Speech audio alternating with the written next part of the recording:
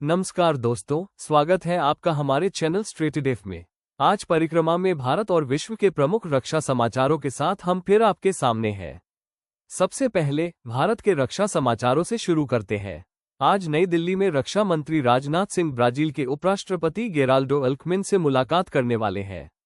इस बैठक में ब्राजील के रक्षा मंत्री जोस मुसियो मोंटेरो फिल्हो भी उपलब्ध रहेंगे। दोनों देशों के नेता रक्षा क्षेत्र में बहुआयामी संबंधों की समीक्षा करेंगे और परस्पर सैन्य सहयोग तथा रक्षा उद्योग सहयोग पर विचार विमर्श करेंगे।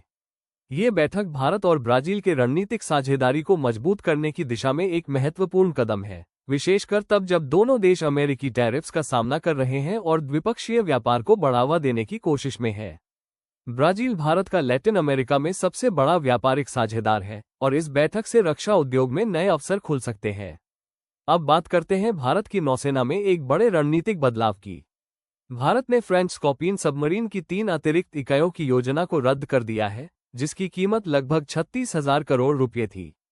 इसके स्थान पर सरकार अब जर्मनी के साथ 70,000 करोड़ रुपये के व्यापार पर ध्यान केंद्रित कर रही है, जिसमें प्रोजेक्ट 75I के अंतर्गत 6 उन्नत स्टील्थ सबमरीन शामिल है। ये बदलाव चीन और पाकिस्तान से बढ़ते नौसैनिक संकटों का सामना करने के लिए है। साथ ही इससे भारत की स्वदेशी रक्षा क्षमताओं को बढ़ावा मिलेगा। यह नीतिगत परिवर्तन भारत की रक्षा रणनीति में एक प्रमुख परिवर्तन का संकेत दे रहा है, जो आत्मनिर्भर भारत के लक्ष्य के अनुरूप है। अब चलते हैं यूरोप की ओर, जहां सुरक्षा चुनौतियां बढ़ रही हैं। पोलैंड के विदेश मंत्री ने यूरोप से निवेदन किया है कि वह अपनी पूर्वी सीमा पर एक ड्रोन वॉल बनाए, ताकि रूस के संभावित गहरे हमलों का सामना किया जा सके। ये प्रस्ताव रूस और यूक्रेन युद्ध के संदर्भ में आया है, जहां रूसी ड्रोन और मिसाइल हमले बढ़ते जा रहे हैं। इसी क्रम में जर्मनी की विदेश मंत्री ने चीन की रूस को समर्थन देने की आलोचना की है और मॉस्को के नाटो उकसावों पर सख्त रुख अपनाया है। ये वक्तव्य यूरोपीय एकता को मजबूत करने की कोशिश दर्शा रहे हैं, लेकिन ये एकता कितनी प्रभावकारी होगी ये भविष्य ही बताएगा।